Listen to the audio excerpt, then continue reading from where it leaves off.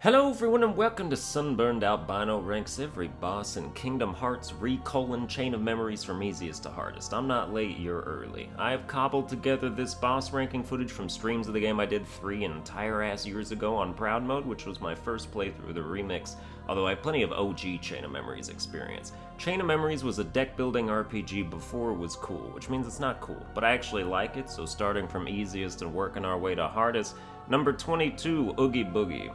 The easiest boss in Recom is the one that doesn't attack. Pretty straightforward. If you card break Oogie Boogie every time he throws his dice, he literally can't act. The gate just gradually lowers until it's completely gone, and he's just standing there with nowhere to go like a homeless guy at the bus stop. Oogie's a lot like a homeless guy, actually. He probably smells bad, you don't want to give him money, and it's fun to beat the shit out of him in the street with your homies. Hell yeah, Goofy, knock his ass out. Take his coat, let's see him survive the winter.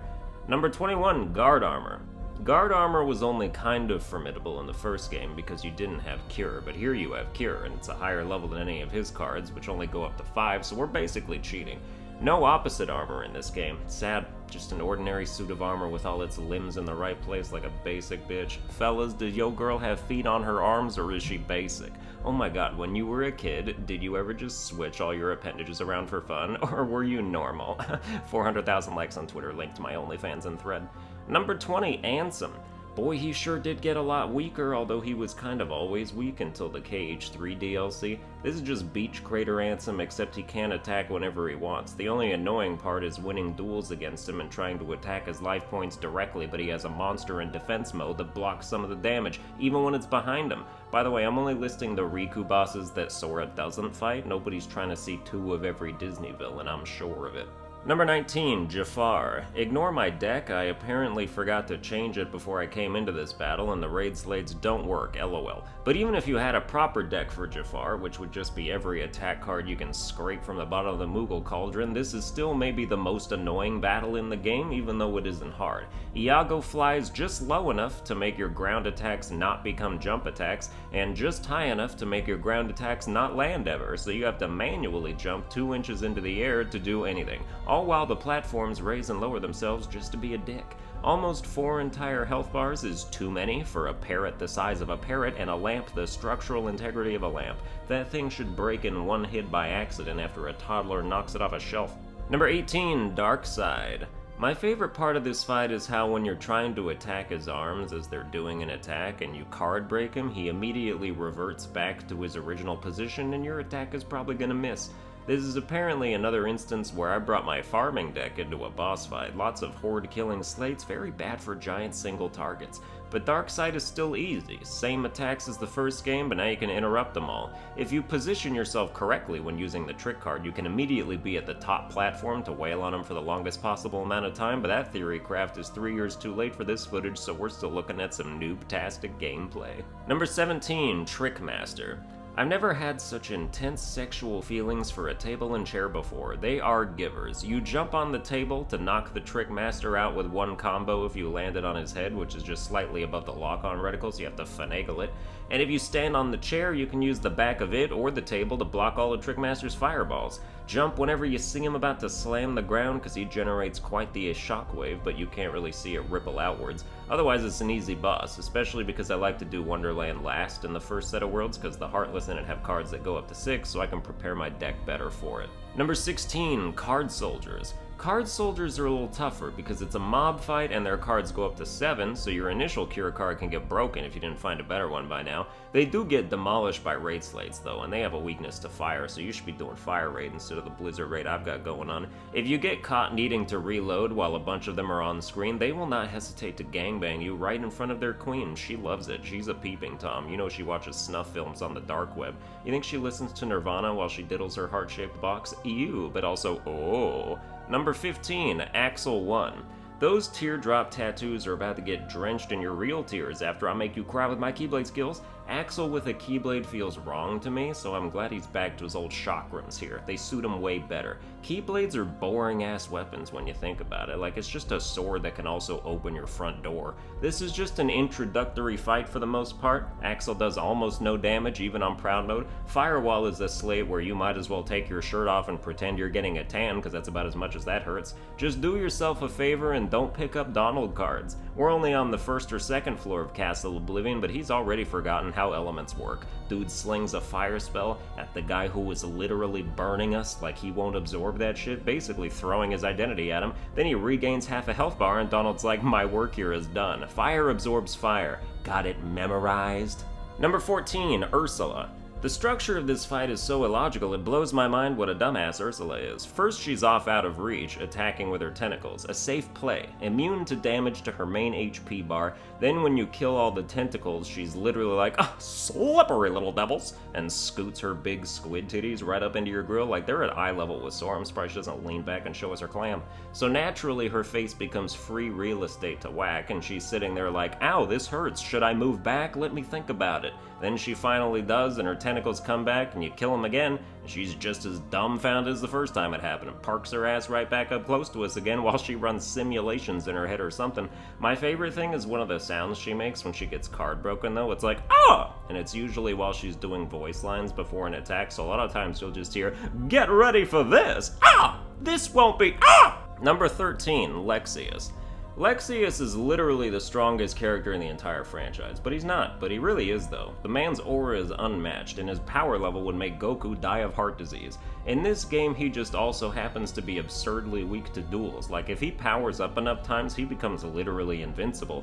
But when it comes to duels, he's Tristan Taylor, and we're Yami Yugi in Capsule Monster Coliseum. We're all like, I will use all my skills to defeat you. And he's like, maybe don't use all your skills, you know, maybe just some, please. But Lexaeus has straight up infinite power, otherwise it's like impossible to fathom. It's a shame all you have to do to win is match his card.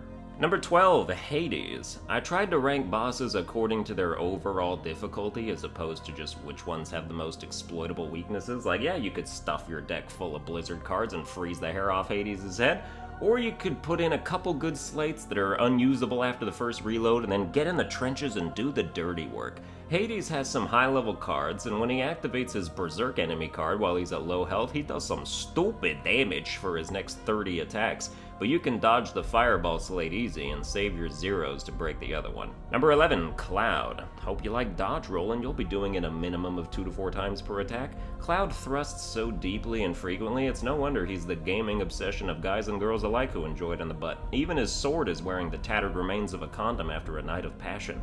Not to mention he's recently become a hero to drag queens everywhere. Dodge roll everything and make sure you break Omni Slash and you got it. Number 10, Larxene 1 and 2. They're basically the same. I'll be grouping a couple of the repeat fights together. Larxene is a babe and nobody wants to admit it because they're too busy being mad at her personality. But I've always appreciated her because nobody has ever been able to make Sora as angry as she did, and I like when Sora's mad. I also like when he's devastated. Basically, I enjoy any negative emotion he can conjure forth, and Larxene brings that shit out of him expertly. I just like watching people get bullied if it's done with a bit of craftsmanship, you know? Anybody can shove a kid in a locker, but watching someone's whole psychosis get triggered is magnifique.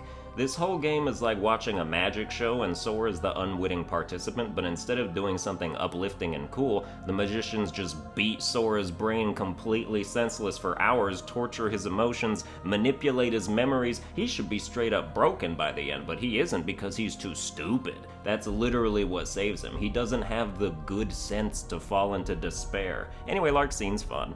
Number 9, Captain Hook.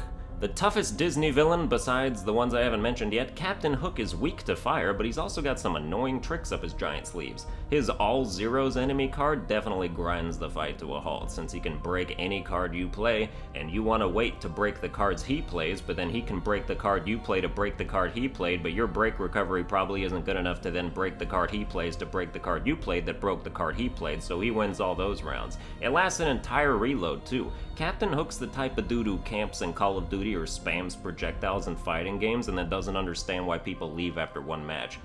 Number 8, Dragon Maleficent. I'd say much easier than the first game, but she'll still light up your world with creepy green fire. Slates that activate on the ground don't work against her unless you use the trick card to get up on the floating platform, which improves your DPS since you don't have to deal with the lag of falling back to the ground after every air combo. This is an attack card spam fight, and that's really all there is to it. I'd say at this point the dragon transformation isn't good enough. She should try other creatures of legend. Let's see Kraken Maleficent. That'd be kinda sick. Then her and Ursula could get it on afterwards. You know they're both radiating that energy. Number 7, Zexion.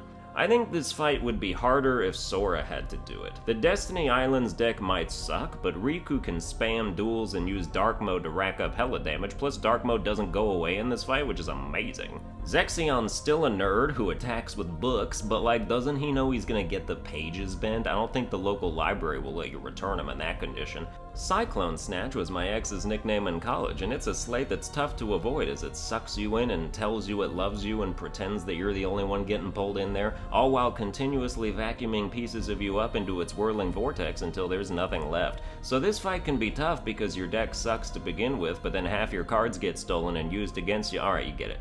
Number 6, Parasite Cage.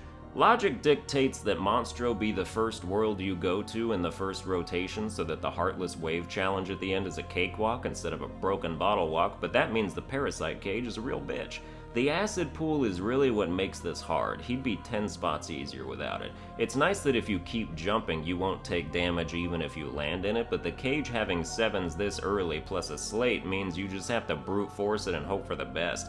Use the trick card to get rid of the acid and either give you time to reload or time to go ham.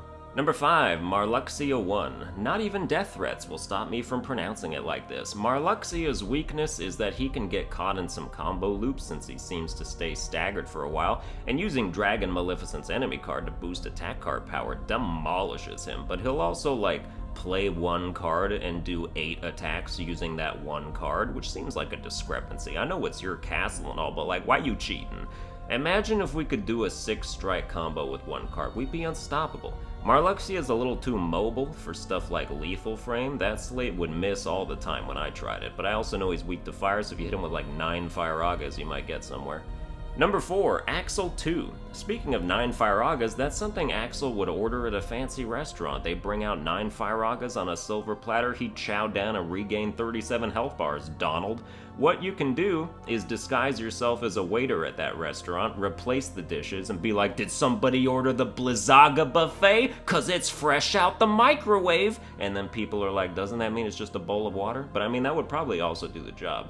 Axel 2 warrants his own slot because his new slate Firetooth will literally kill you in one go if you don't break it ASAP, but otherwise it's just higher stakes and more health bars. Number 3, Vexen 1 and 2. Given that you fight Vexen and then the next boss you fight after Vexen is Vexen, I think they're pretty close on the list. He's got some deadly slates, whether it's ice needles or just encasing you in a block of ice. The freeze slate can be dodged with good timing, but I always mess it up. Ice needles aren't getting dodged unless you dodge roll up into the sky and wait 30 seconds to come down. Vexen is immune to attacks from the front unless you attack immediately after card breaking, so I do heartily recommend those 9 Fire Agas you swapped out from earlier. I happen to think these battles are legitimately hard. Number 2, Marluxia 2 and his Lady Mech.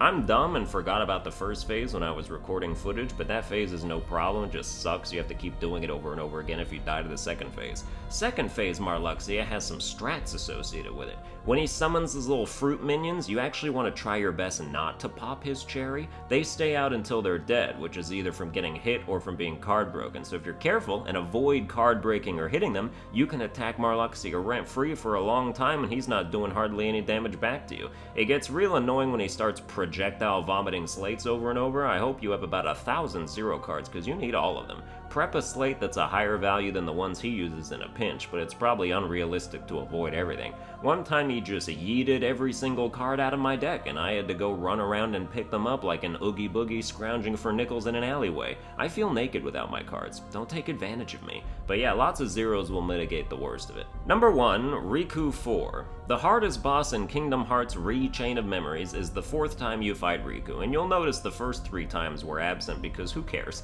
They don't matter. This is the real Riku fight as far as I'm concerned. All those other tussles were an edgy preamble to this final decisive showdown between 2 boys who were way too open about their feelings. OMG, you never cared how I felt. What? That's not true, Riku. I love you. Yeah, right. I can believe that when my heart is hurting so bad. OMG, Riku, stop. I care about you more than you'll ever know. You're my best friend, and I think Highwind was a great name for the raft. I don't believe your lies. We're gonna fight for the 4th time because you won't kiss me. Now bring it on. I could have carried that on for another 10 minutes. You're welcome for stopping. Riku is hard, and not just from our conversations. He can card break you into a stun lock and then just keep it going until you're dead. Dark Aura demands to be broken at all times. Dark Firaga can be dodged, so that's fine. And then Helm Split, you can dodge everything but the final hit. Slates really aren't what'll kill you though. He just does a lot of damage and attacks relentlessly. Also, I know Lethal Frame is like the OP Slate, but the man's hard enough already, and I think at that point in the footage was like my 5th time fighting him. I just wanted it to be over. So if I want to Lethal Frame 6 times, use a Mega Ether, get all those stop cards back, and then Lethal Frame another 6 times, by my right as an American, I will maintain the freedom to be a cheap asshole. And that's gonna do it for this boss ranking. I hope you enjoyed it. Check out my other ones and subscribe because my channel is sporadically terrific in plenty of areas. Consider becoming a member to support financially by clicking the big blue join button under the video or on my channel page, and I will see you guys next time.